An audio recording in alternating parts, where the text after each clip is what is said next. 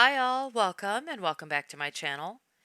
In this video, I have a horrific story to share with you out of San Bernardino, California. But before I start, I want to let you know that the story is awful. It is truly horrific, and it involves a 3-year-old child. So, if you're sensitive to that kind of thing, like who wouldn't be, right? I just want to let you know. I know these stories are hard to hear, especially when they involve children. Trust me, they're hard to do. But I do them because they need to be told, so people know the evil things that are being done to our children, so you're aware. Okay, here we go. Medical personnel at a hospital in San Bernardino became concerned when a 3-year-old Michael Anthony Santos was brought in with severe head trauma on November 21st, 2020. His mother's boyfriend, 24-year-old Santos Rodriguez, claimed little Michael sustained the injury after he fell off a Razor scooter and hit his head on the pavement. But his mother was unable to corroborate his story because she was not home at the time of the injury. Unfortunately, little Michael's head injury was so severe, doctors were unable to save him, and he died at the hospital. The doctors who cared for him determined that his head injury was inconsistent with a fall from a scooter onto the pavement, so they became suspicious of Rodriguez's story and contacted police to investigate.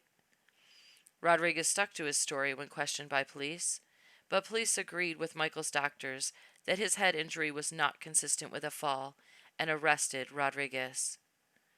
They say later on during their interrogation, Rodriguez finally confessed that he lied about what happened to little Michael.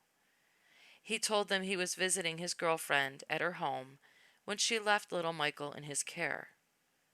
He claimed he lost his temper and stomped on little Michael's head repeatedly. Rodriguez is being charged with murder and is being held in the West Valley Detention Center without bail. All I have to say about this is may precious little Michael rest in peace, and I hope Rodriguez suffers the same horrific death in prison. Now Michael's mother set up a GoFundMe to raise money to pay for his funeral, and I do have something to say about that. And this is just me, and you can think what you want about me for saying this, but I get really irritated when people announce the premature or untimely death of someone, especially someone young, but they don't say what caused their death. They don't reveal what they died from. And you can say that they don't have to, it's personal, or it's none of my business. But young people generally don't just die untimely deaths for no reason. They die from something or as a result of something. So why is it a secret? I see it all the time, and it drives me bonkers. So, when I read what Michael's mother wrote on the GoFundMe page she set up to raise $20,000 for little Michael's funeral expenses, $20,000. I got a little irritated. $20,000. That's a hell of a funeral. I mean, I know funerals are expensive, don't get me wrong, but my family just went through paying for one recently. A very nice one, in fact, and it didn't cost anywhere near $20,000. But I'm not judging. Now, I get that she wanted to omit the fact that her poor precious little 3-year-old was stomped to death by her boyfriend while she was trying to raise this relatively large sum of money, which many very generous people donated to. But I find it insulting that someone would ask for money to bury her small child without even letting them know how he lost his life. He was 3 years old.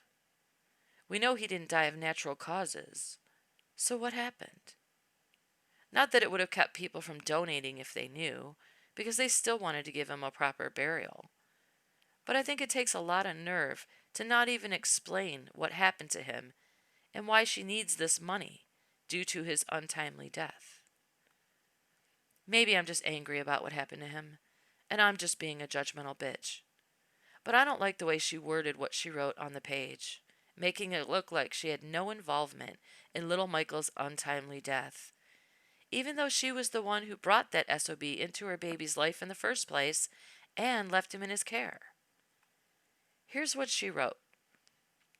On November 21st, my 3-year-old beautiful baby boy, Michael Anthony Santos's life was tragically cut short. Michael was extremely loved by many. Michael was very intelligent for his age. Michael loved music and would memorize lyrics to multiple songs.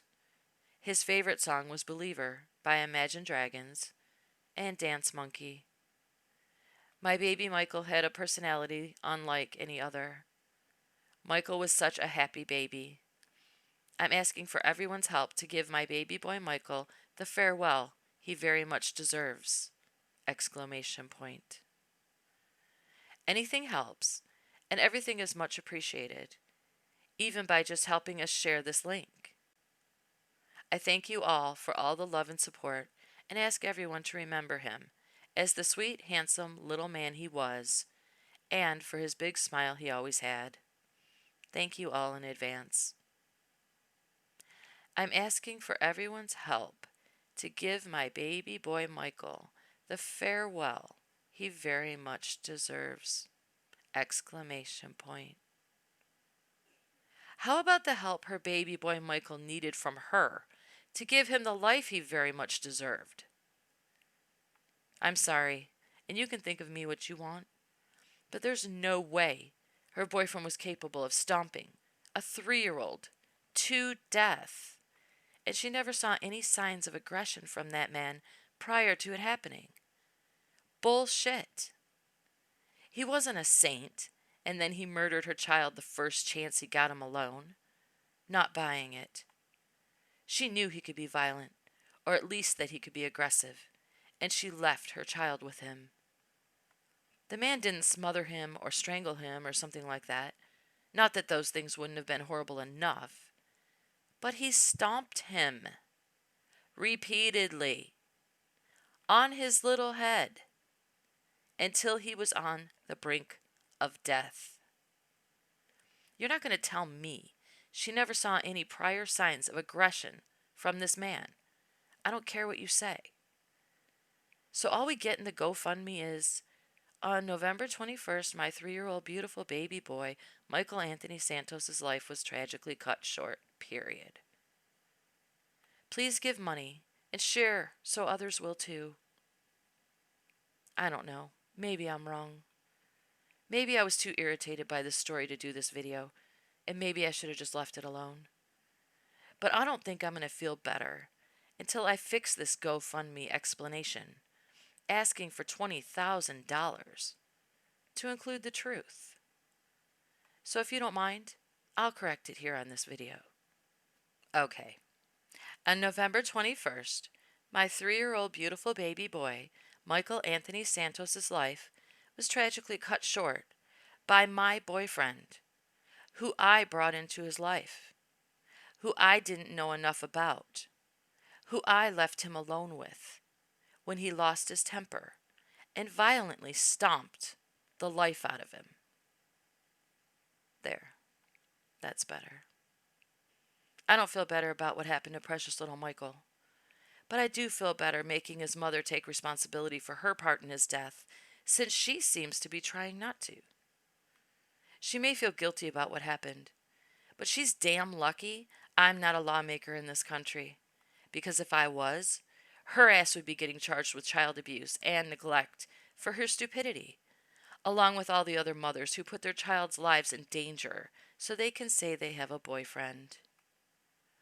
I sure hope little Michael gets a funeral fit for a king with that $20,000 she's raising, 'cause I sure would hate to find out that part of it went to an attorney to defend the piece of shit who murdered him.